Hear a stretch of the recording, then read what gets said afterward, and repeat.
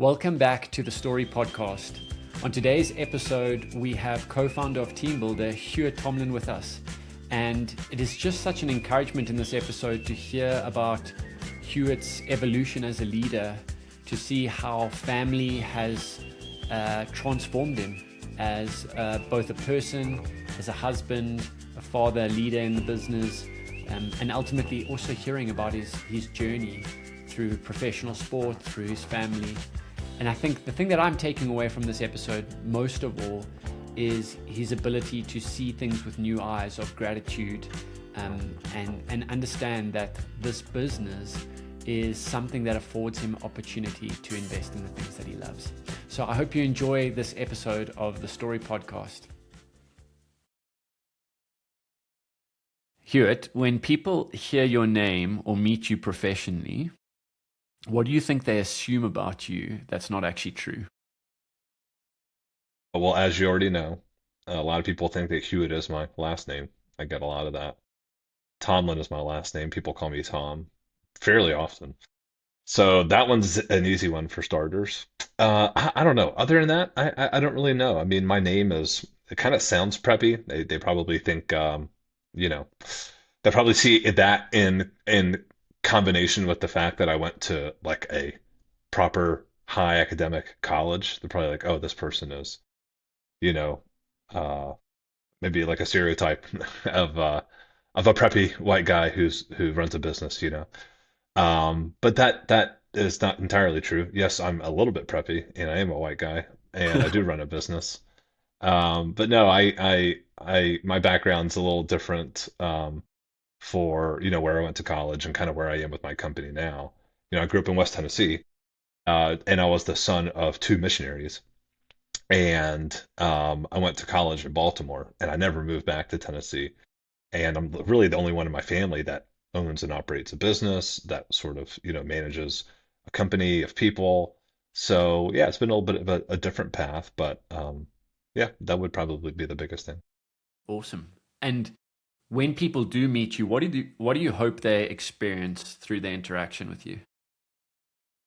Well, I'm not the always the best at this, but I am a believer in that everyone carries an energy, and the energy is it impacts other people.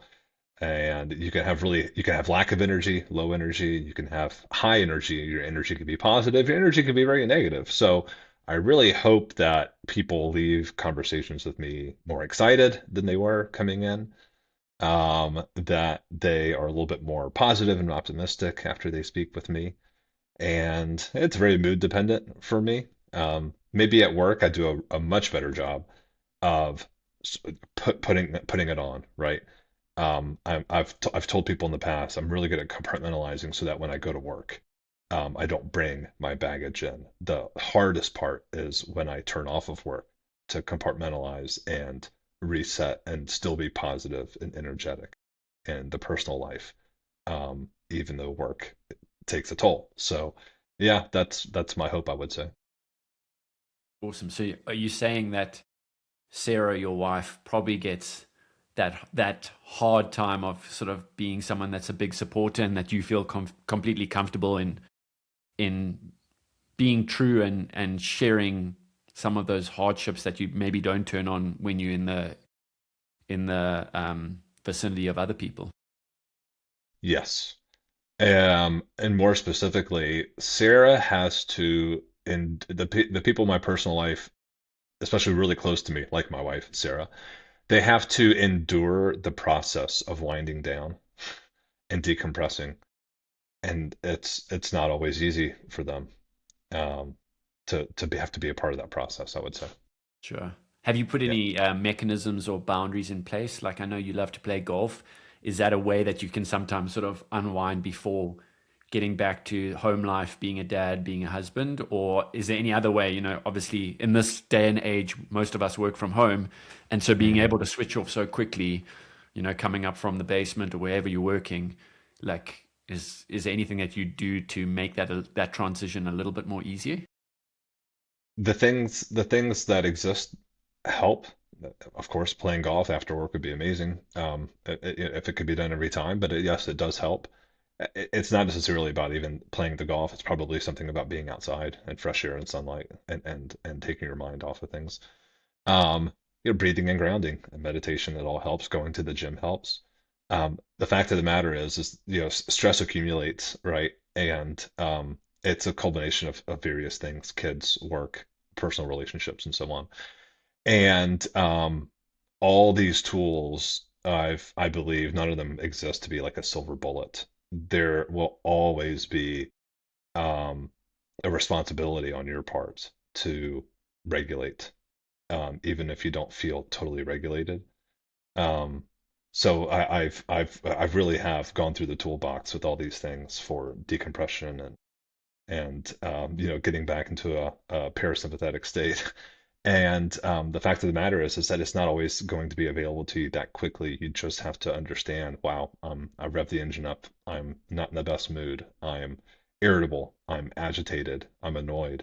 And there's not a pill you can take. I mean, in fact, there is a pill you can take. It's just not, healthy to go take a Xanax or get a prescription, right, for every time you're feeling stressed. It really does come down to oftentimes you having to self-actualize, right? And we're imperfect, so it's never going to be perfect. Absolutely. I mean, I think about your life and your sort of upbringing. Obviously, an athlete, quarterback, John Hopkins, then moving into leading a business, mainly focused on the sales and marketing side. Like stress has always been a part of your life, right? And so you've had a long time to obviously figure out ways that work for you in that journey. Yeah, that's a good point. I think that's definitely true. We're probably in situations where we know this for a fact, we handle more stress than, say, the average person. Just take a look at people in your life who have a job that's not as high pressure or and not don't have young kids, right? And then combine that all together, and we have to give ourselves credit for being, highly durable people to endure all the stresses that we just have in this season of life. And then the problem is, we're sort of incentivized to do more, right, at work. There's always a pursuit of growth or optimizing systems, scaling, hiring, managing people, growing people within your company.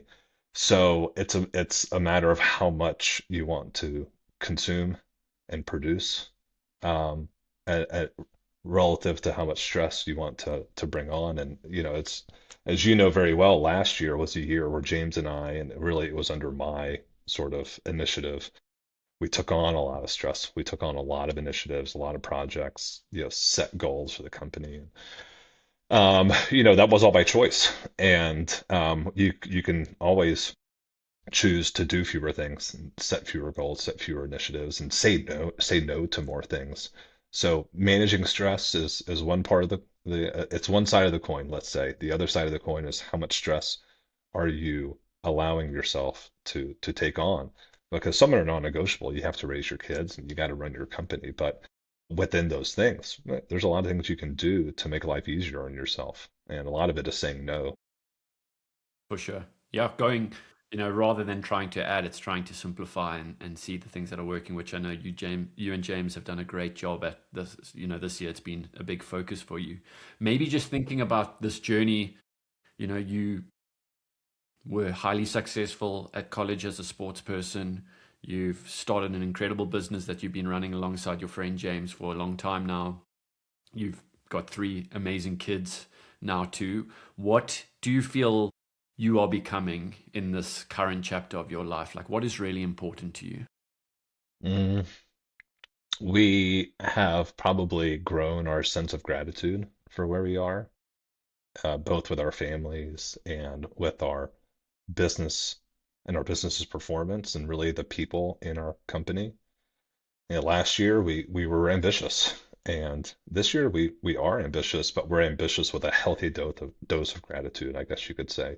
Mm. Last year I was speaking a lot in terms of risk, when we are, and as you know, we're the sole owners of our company. Last year I was talking a lot about, well, as the sole owners, we're carrying a lot of the risk, and yes, we're carrying the upside, and I was using that language a lot. And this year I just haven't been thinking that way. I've just been thinking in terms of, man, how good the situation is, and how meaningful it is just to think a little bit every day about how to make it a better situation. And a lot of that comes down to helping the people at our company improve as professionals, improve at their jobs. Last year, I was more fixated on things, initiatives, projects, outcomes, and I lost sight of our people a little bit, I think. Okay, awesome. Yeah, I mean, I think I get to experience it from at least from the financial side and seeing Hmm. your team, just like how important that is for you. And it's something that many people overlook in terms of leadership. And so it's just been so great to see the culture that you've created at Team Builder. Is there anything that's become more important to you the older you've got? You've got a couple of years in terms of business under your belt, but obviously growing a family now too. What has become more important for you over that time? Um, well, I judge that by where I spend my time and resources. This year, I've just been working closely with more people for my own personal development, if you will. Hmm. Um, I started working with a therapist again. I'm a believer in professional mental health services and psychotherapy. I think there's a good place for it, among other things. We have a men's group that James and I attend fervently, and I like my men's group. I even went to a men's retreat in Canada. It was a hike to get there. I didn't expect I would be able to go. My child was 4 months old at the time, on top of having two toddlers.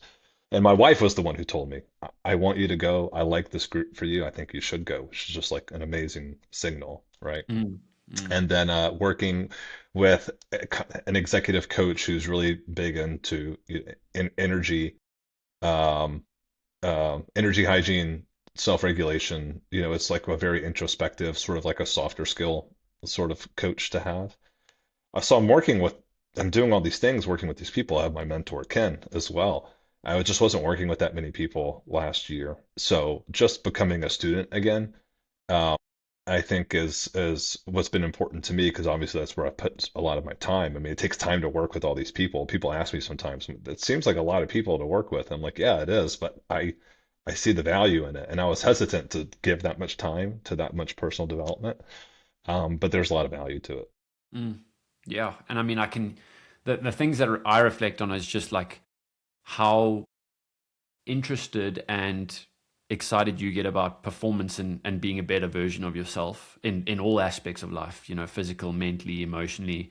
I think the beauty of it is when someone like your wife says, I think you should go and hang out with this group of people because you are a better person because of their impact in your life. And I think you've done a great job. As much as you're working with a number of people, you have a very good discernment for the people that can speak into your life and do that in a meaningful way. So that's been a great encouragement. Maybe just for the listeners, we started speaking about Team Builder. Can you share exactly what Team Builder is? Um, a little bit of the journey that you've been on over the last decade. Of course. So it starts in college. I played football in college. James, my co-founder, he was my roommate and my teammate. The iPhone came out my freshman year, so that's a big thing to point out, because it really enabled our business. So first and foremost, James and I experienced sort of this problem of our coach was writing training programs on Excel, printing out paper packets, and handing them to us. James still has his paper packet in his house. He keeps everything. He's really good at that. Um, and um, we were just curious about if we could build a software system to replace this sort of Excel-based system, and leveraging the iPhone to distribute training programs. That's really what our company does still today at the core. So more specifically, we accentuate and enhance like the job performance of a strength and conditioning professional. That's like a job function. Our software serves that job function. So we've grown within that profession really well. A third of our customers are international. It doesn't matter if you are a strength coach in the States, in South Africa, in Australia. The job function usually looks the same. So our software has been very helpful for people in that role across the world. Amazing, amazing. What do you believe is next for the business? Oh, that ruminating over that question is what sort of led to last year, which, I'm referencing a lot on this call already. Um, I don't think I've been thinking about that question so much this year, and Mm. it's been kind of nice. Yeah. I don't necessarily have an exit plan. I'm not necessarily optimizing for some sort of financial profile for an exit. Um, we like to ship our software in 2 to 3 month cycles. And I like to, just take in a lot of information about what's happening in the market and so on, and staying current and up to date and taking advantage of the opportunities available to us. I am really grateful about where we are today. And as long as I'm happy going to work, happy with the company, then I don't think too much about what's next, because I think that's where the wheels start to fall off for me, as I start getting big eyes and a big stomach, and it kind of gets away from the gratitude thing. So I don't have a good answer for that. It's sort of a question that I've done away with, if you will. Sure. And what so maybe the question I have for you as a founder is you speak about the enjoyment and the gratitude. Are there any pressures behind the scenes that are really prominent in your life from leading this business? And maybe not as much now. Maybe they are. We've had some good conversations about the hard conversations we've got to have with the team when things are hard. But are there any pressures that you believe that the outside external world haven't seen you work through? Yeah, a big one is, um, I'm close with my employees. We have a really good culture where we all like each other, trust each other. And then at the same time, I conduct an exercise where, if I'm a new CEO to this business and I move into this role, um, what are things to be done to improve this business and make it run better? And that is sometimes a very hard perspective to embrace, because it means um, moving on from people, which we've done. It means, pivoting away from things that have been done the same way for some time that people might be comfortable with. Um, I don't necessarily think I have to always do this and always do the things that a new CEO would move in and do, but it is a perspective that I believe it is my duty to employ as the CEO of this company. Um, so yeah, that's always sort of a pressure, is, thinking about how people are developing. It really comes down to people. Are they developing? Is their trajectory still up, positive? Are they growing in the role? Are they making the impact that you expected them to make this far into their tenure at the company? It's very hard to think in terms like that. The easy thing is to say, well, if there's nothing wrong, if they didn't do anything wrong, if they're just not failing miserably at their job, then don't, stir the pot. But no, James and I don't really hold ourselves to that standard. We are always looking to improve ourselves and grow, and want the company to be a reflection of that. So we do have to extend that standard to all the people who work here. Yeah, I think about as leaders, like we actually can't motivate people to get better. We can only create an environment for people to thrive. And, I also think about it being a loving thing to do sometimes to say that this may not be the place for you to continue in this vein, letting people fly when you feel like their time or their expertise have run their course within the business and obviously keeping that CEO mindset of what is important for this business. Hopefully, I think it's in the book Unreasonable Hospitality. They speak about, I'm going to do the right thing for the business. In many instances, that will be the right thing for the people too. But my focus is ultimately the business and making Hmm. sure that we all align to the vision. So awesome. I mean, you've already had so many great moments of success, but less so about the success. Like, what have been some of your fondest memories at Team Builder? Um, they being a business owner and one of only two owners in the business, the business is highly intertwined with my personal life. Um, the accomplishments of my business have allowed really good things to happen in my personal life. So take so a lot of these memories, some are in the business, but some are personal moments that were sort of enabled by the business. And so, for example, when in COVID, we had an office, and then we were sent home from the office. No one could work in person, and then we started working remote, and then we sort of then by default committed to being a remote first company, which allowed me to then move to Colorado with my wife. And that felt like a really special moment. I remember the day that we loaded up like the U-Haul in the loading dock of our apartment building. We had this tiny little one bedroom apartment in downtown DC.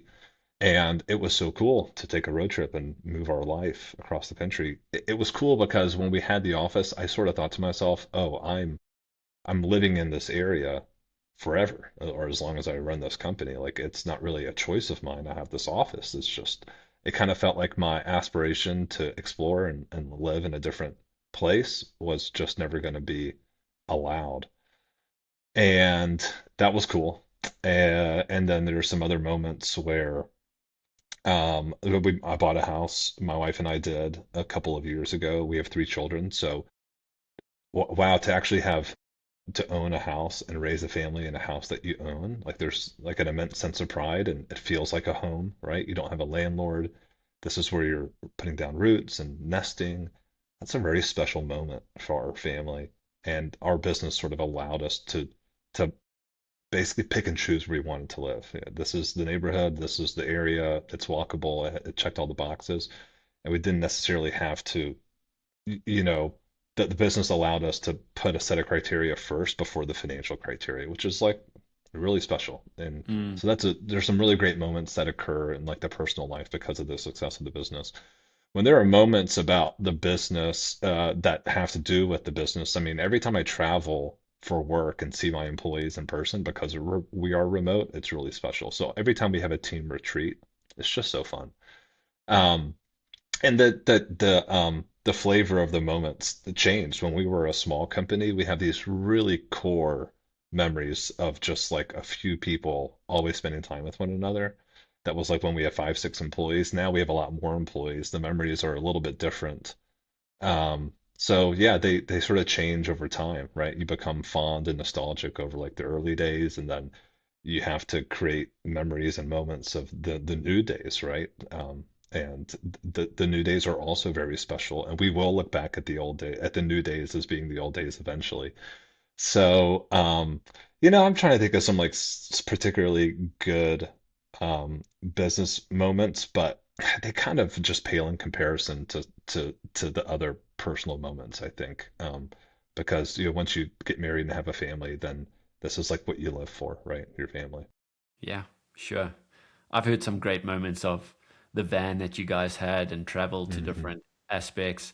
Maybe wild, probably the one of the best things I've heard about your company retreat is you got a tattoo artist there, and I was like, I wonder how many people are gonna get tattoos, and it ended up being quite a few. I think 15 or so of the employees got Yeah, tattoos, maybe right? maybe more than 20, I think. It was Wow, very amazing. popular. Yeah, that was a fun, just that was my little side project to throw a nice surprise for everybody. So, um, going out of your way to create moments for the people too, that's kind of fun as well. Like I I this year what I started doing again is I started kind of buying gifts. And you know this because you do our books. I started buying gifts for employees for their work anniversaries and their birthdays.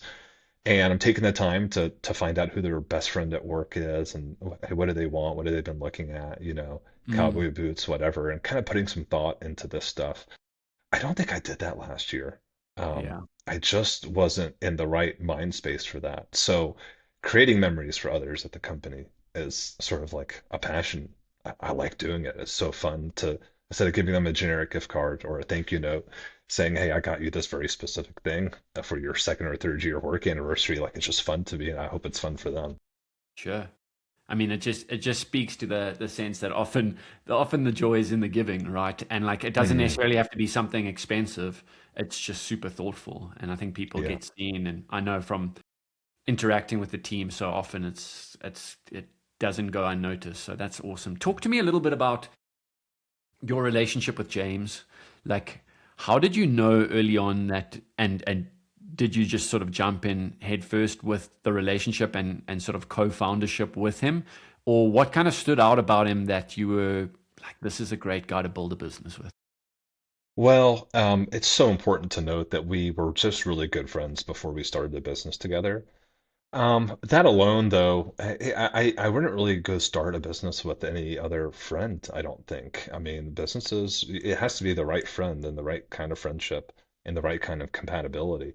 I don't love the idea of hiring friends or hiring family. Like, it's not really my thing. It's just, I don't think I would do it.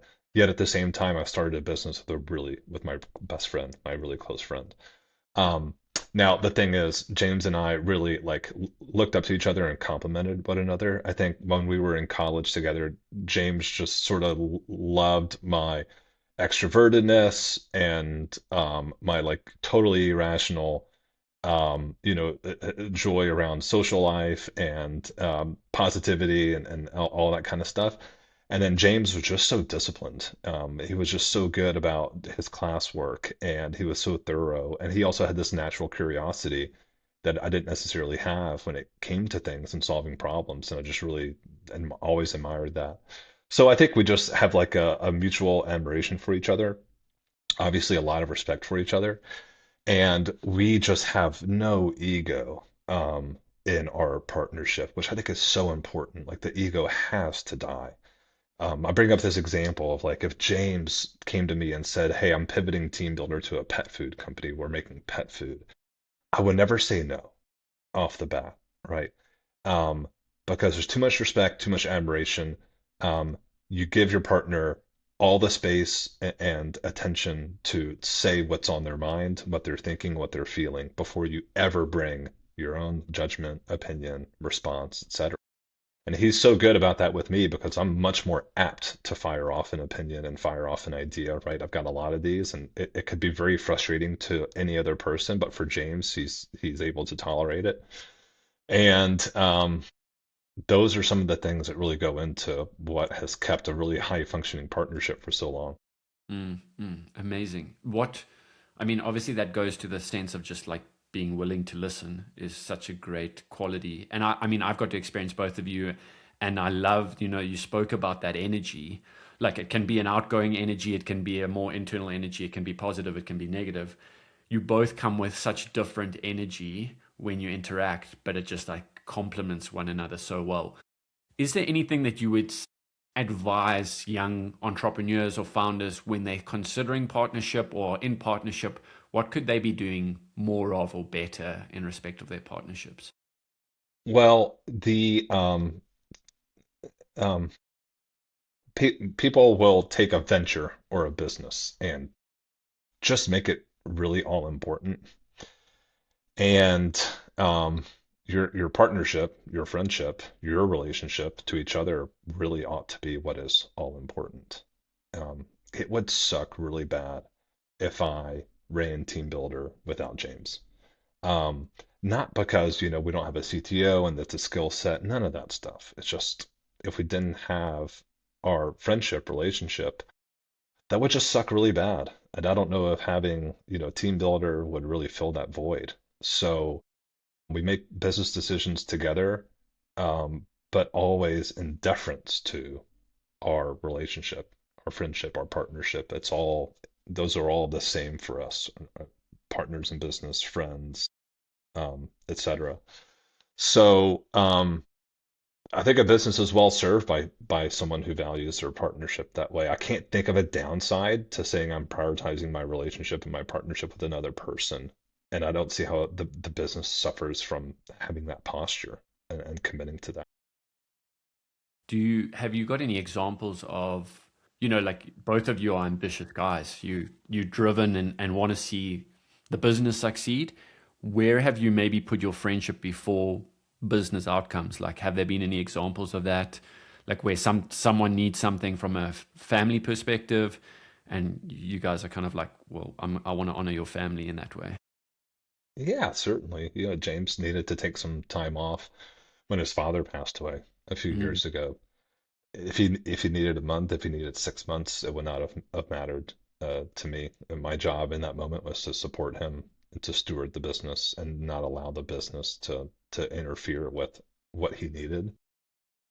Um, there is what are some other so really we haven't really taken extended time off from the business or needed too much of one another personally. So something that comes to mind for me is that we are 100% willing to just sit and wait and be indecisive on things if if there's not a consensus, right? A decision doesn't always need to be made. If there's trepidation, hesitation, concern, just ice it. It's okay. You don't have to push forward on every single thing. Um, you can just wait until you're both comfortable or both feel like you have peace with a decision. I think that's kind of a big part there too, is sort of being okay with lack of action or lack of decisiveness in order for the both of you to kind of meet on something. I think that's totally fine. Okay. Wow. I like that thought. I think we're always pushing for like we need to have an outcome, so we got to move forward. And Yeah. I resonate on the fact that maybe it's not the right time until you both feel confident in or at peace. Not necessarily that you agree, but you're at peace with the decision. Hmm. Such a powerful take on it. From what I remember, I think you are the oldest child of five. Is that correct? I'm the oldest of four boys, and there's one older sister in the mix. Yeah. Okay, so it's the older sister. Okay. What was home life like growing up? What did it feel like to in your home? My home was very eccentric. I had a father with a very large personality who is um and with so many people in the home, it was a lot of sketch comedy at the dinner table, and it was a lot of personalities Mm, sort of competing for laughs and attention, and it was eccentric, I would say, as a home, and at the same time it was a home that really expected a lot from the kids. My dad was a hands-on dad when it came to very few things, and then fairly hands-off in other ways. However, there were still like expectations. For instance, for grades, my father was not a sit down and help with homework or proofread a paper sort of dad, but he did make it very clear the whole time that I know you're smart and I know you're capable, so we expect that you make better grades than this. You have to do better when it came to schoolwork, and when it came to sports were a means to an end to get into a really good college. I know you're capable of it. I know you have the ability. Therefore, I expect that you capitalize on it. So there were high expectations in the house, and that was a really good thing in our household. Um, so yeah, that was a pretty that's a pretty short summary, but it was there was a lot of personality in the house. It was a fun house in that regard. nice. And how was love expressed in your home? I had parents who told me they loved me, which was great. And um, with five kids, it's interesting. That's a lot of attention spread out across children. I'm very curious to know how it would have been if, say, there were two kids in the house. I think it would have been very, very different. Um, but love was with my dad quality time.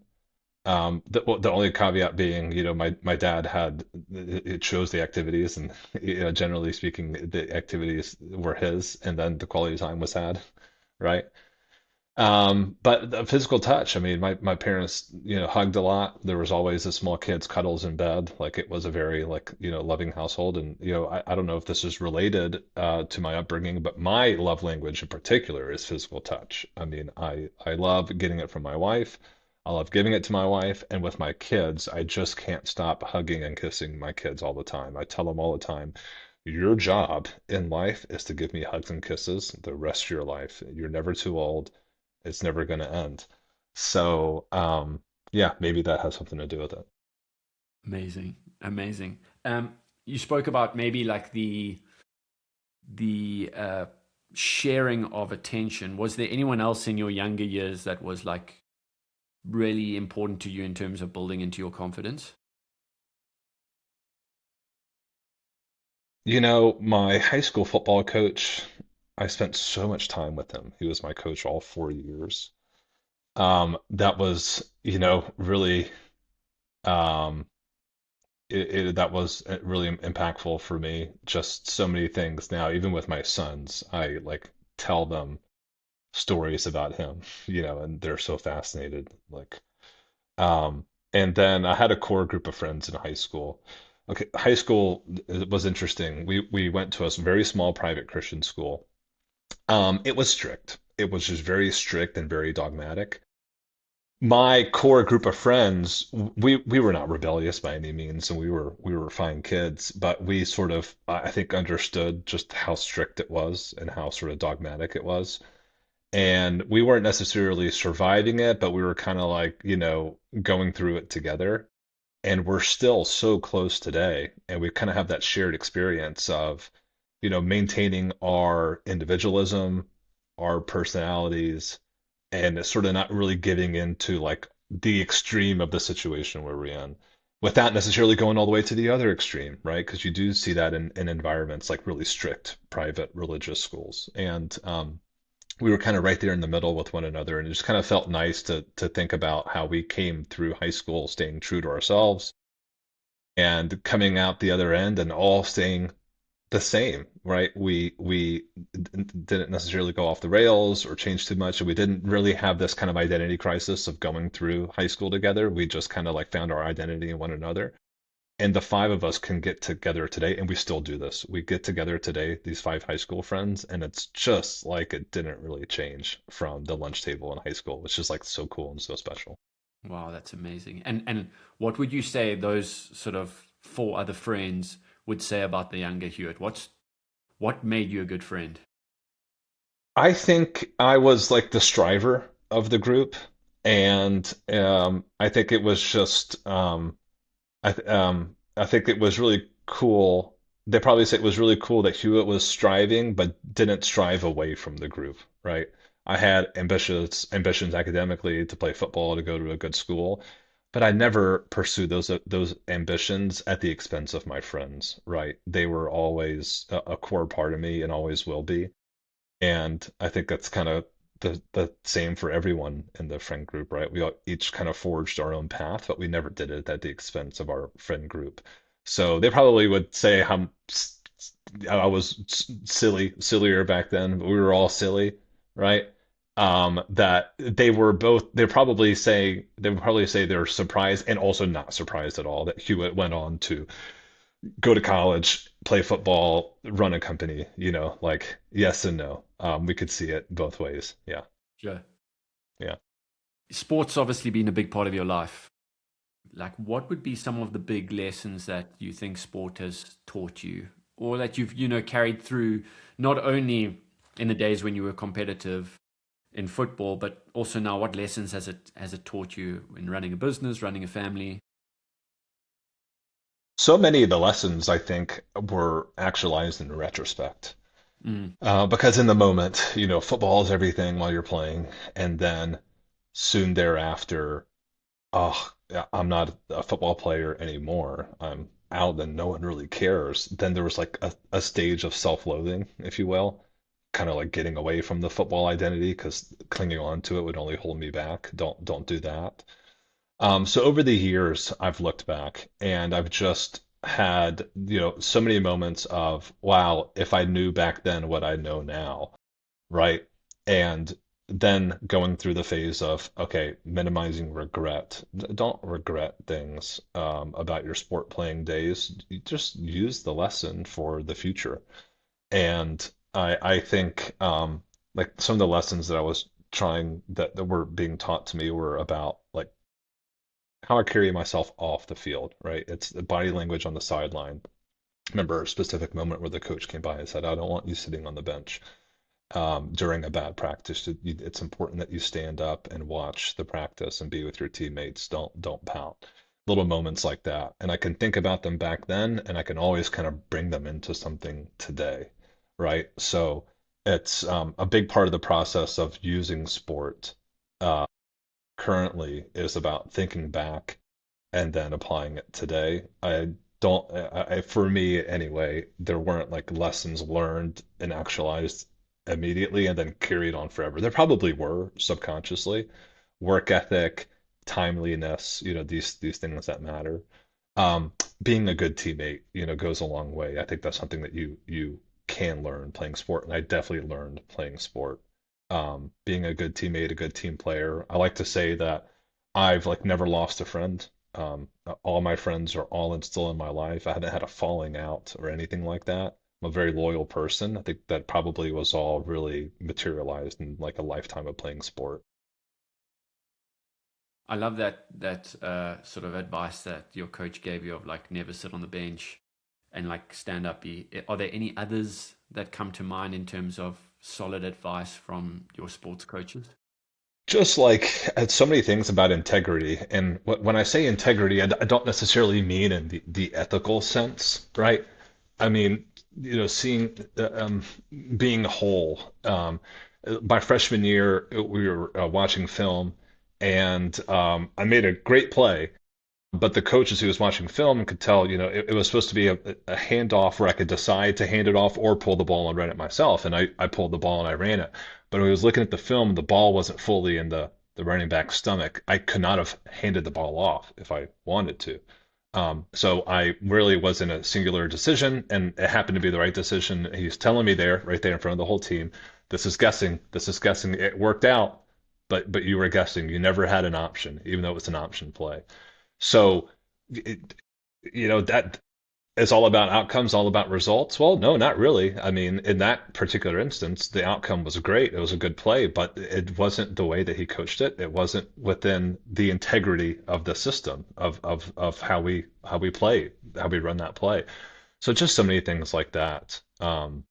In college, yes, you can be a really good athlete and sort of produce all the outcomes, but like really a good coach will peel past all that and really make sure that you're doing all the things within the system of the team. Amazing. Cool. Part of this podcast is a lot of sort of my relationship with my dad, and I know you've already sort of touched briefly on your dad being sort of a big character. Like, if you had to explain your dad in 3 words, what would they be?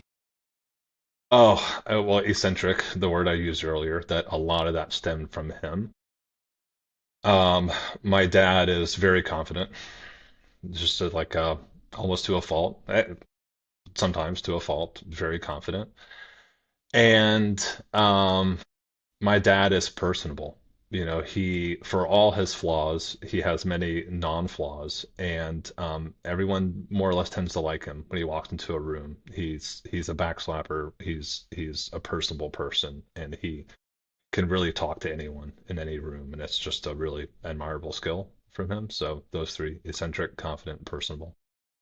Would you say that, I mean, I would say a lot of those are living through you at the moment. Are there any others that you see from your father living in your day to day? I think anyone who knows me probably wouldn't, would probably say those words are probably not too far from me and my personality. So yes, for certain. Um, Not every father-son relationship is perfect, and some are less perfect than others. My dad and I have a great relationship, but it's taken a lot of reflection and digestion over the years to sort of understand it for what it really was in terms of dynamics. Um, I use my dad for long points in my life as sort of like a case study in what not to do, and how not to be. And I was just recently, I'm 35 years old. I was just recently sort of encouraged by my Sheena, my executive coach, about how it's time to stop thinking about, your father as being an imperfect person and a walking case study and what not to do, and start thinking about the things that you love and appreciate about him. It's time to reframe this.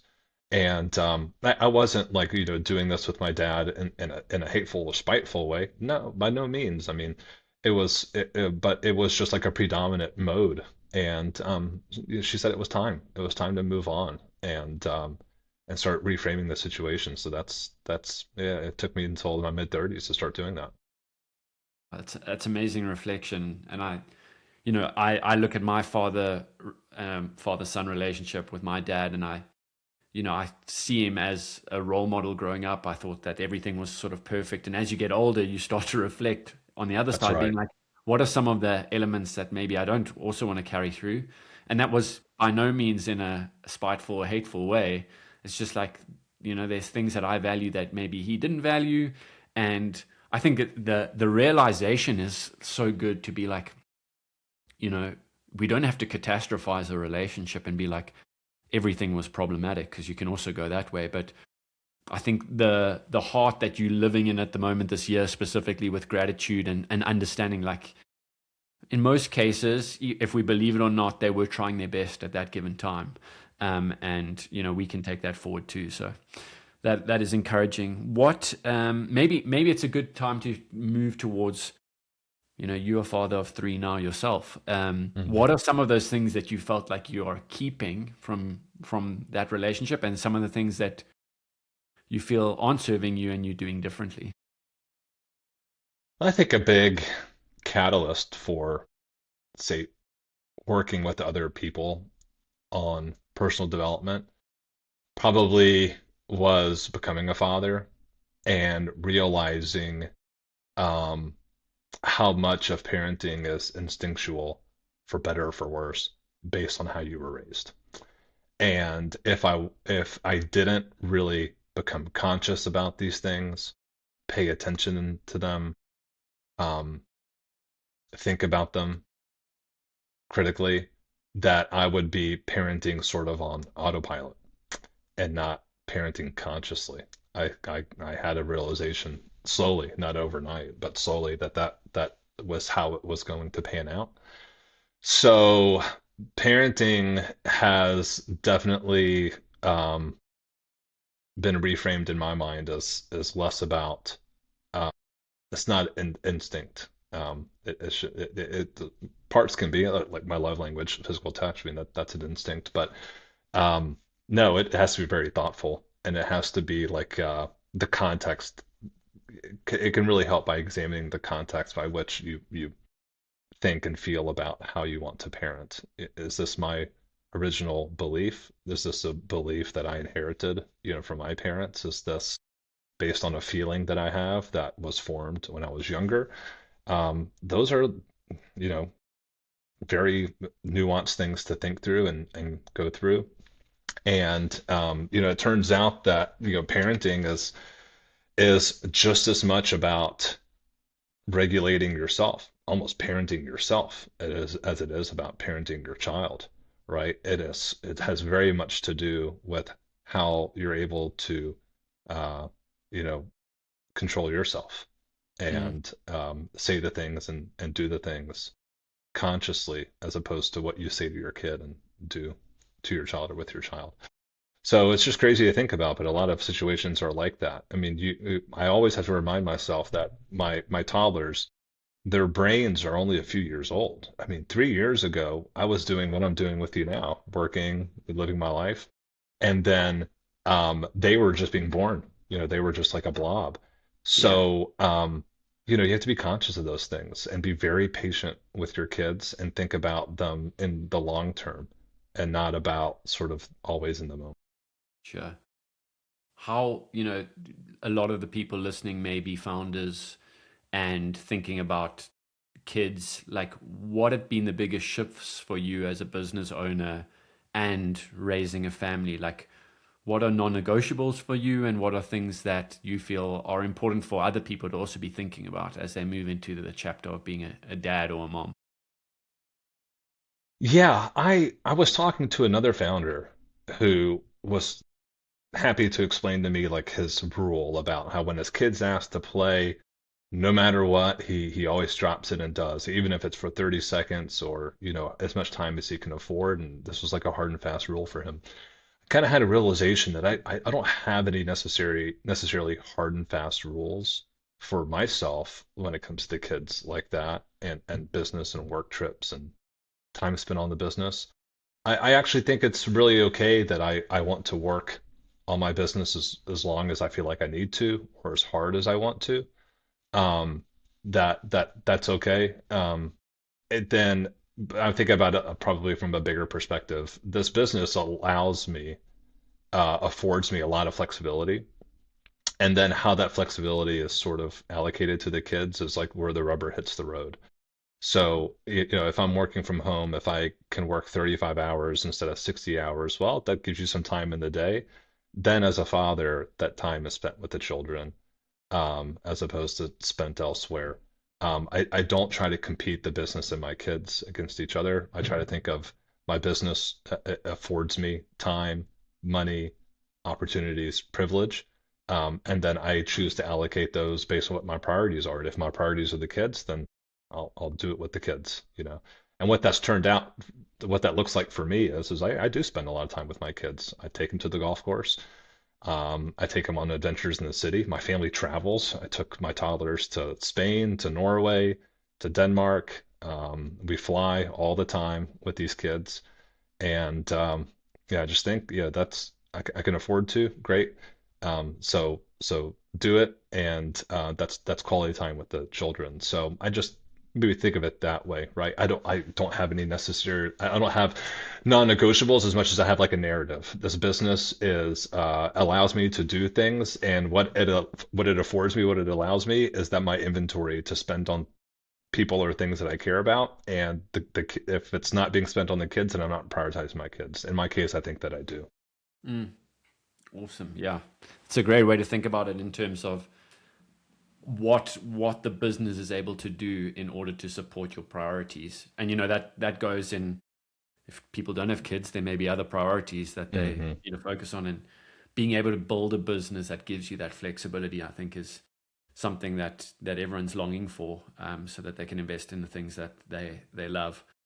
Maybe just two last questions as we wrap up here is, what legacy are you and James hoping to leave behind in terms of the business and also you personally? Huh. Um, well, I really think we've made a large impact on the profession of strength and conditioning. I, I think, I hope that maybe by the time this is all said and done, that like we're a big part of the story of the profession. And, um, strength and conditioning, it's one of many positions in an athletic department. An athletic department is one of many departments in a school. Schools are one of many organization types in a community, in a city, in a state. So, yeah, I guess what I'm trying to say is that this is like a little corner of the world, but it's our little corner of the world, and we feel really good about, potentially making a big impact on it and having done right by it as a vendor. We make a software product. Yeah,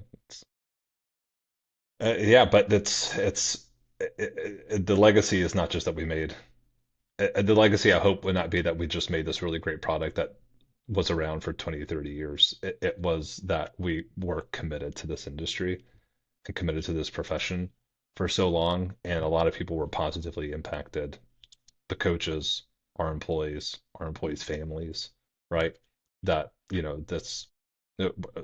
James and I don't necessarily have ambitions to change the world in a massively scalable way, right? Colonize Mars or, build a men's group of 1 million men.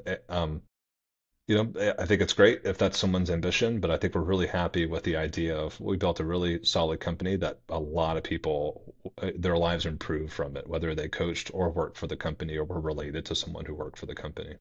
Mm, awesome. Yeah.